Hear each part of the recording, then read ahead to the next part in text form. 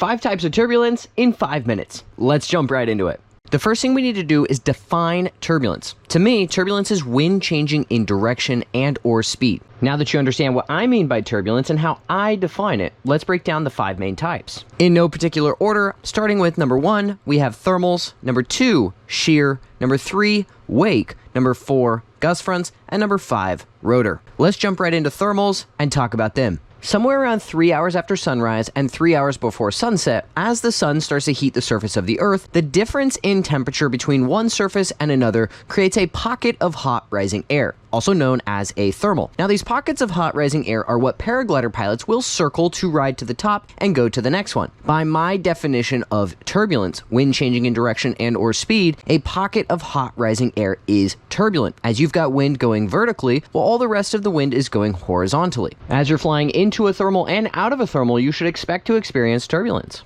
The next type of turbulence is shear. Now, I refer to shear in 2 different ways. The first one is wind changing in direction and or speed as you change altitude. So think of this like highways of air in the sky, and as you climb from one highway to the next highway, the wind changes in direction or it changes in speed. Now, each layer of shear in itself can be very smooth. It is the transition from one layer to another layer that is turbulent. The other type of shear is where you've got one wind mass and another wind mass colliding. As you transition from one wind mass into the other, it is going to be a very turbulent experience, although both wind masses themselves could be smooth. The next type of turbulence is referred to as wake. Now, if you've ever ridden in a boat or even seen a boat go through the water, you'll know wake is the disrupted water behind the boat. Every aircraft that flies through the sky creates a very similar like wake. As your glider and you physically move through the sky, you're disrupting all of the air that you're flying through. This wake is going to dissipate slowly as it sinks down from the original location it was created. I like to think of wake as a wake channel. You're going to have this area behind you that's slowly sinking below you before eventually it dissipates away. The size of the aircraft, the angle of attack, and the speed of the aircraft are vastly going to change the intensity of the wake.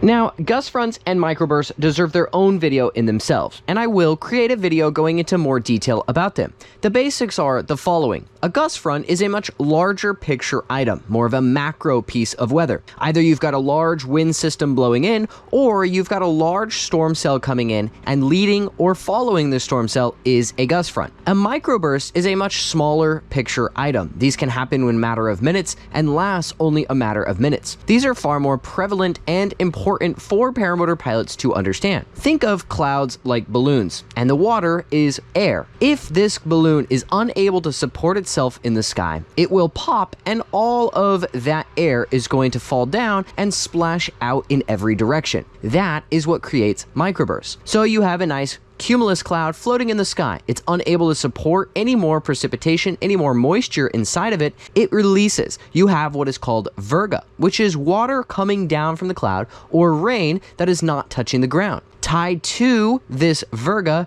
is that wind, is that energy that also falls down and spreads in every direction. Now, as a general rule of thumb, I try to avoid being anywhere within 20 miles of virga. The last type of turbulence to discuss is rotor. The basics of rotor are the following. As wind flows over an object, whether that be a mountain, a car, a vehicle, a tree, camper, trailer, etc., the downwind side, or as we refer to the leeward side, is going to have spinning, twirling air. As that wind separates from the object itself, that air becomes very turbulent. Now, what's very important to understand about rotor is wind speed increases the intensity of the rotor, and the shape of the object also increases the intensity and the location of rotor. I like to think of rotor in terms of separation point. Now, separation point is the point in which the wind separates from the object as it blows over it. The stronger the wind, the sharper the object, the closer to the front that separation point is going to be. If you've got over 6 miles an hour of wind, your rotor is going to be enough that it is going to be dangerous. If you've got a very vertical-like object, that rotor is going to be on top versus just on the backside. Understanding rotor to a much further degree, especially if you're a pilot flying in mountainous terrain, is extremely important. The last thing I want to talk about is name it to tame it. This is the concept that I teach all of our beginner and adventure training students, which is simple. The moment you encounter turbulence, you need to name the turbulence to tame the turbulence. If you are intimidated by turbulence, I find the intimidation comes comes from two things. Number one,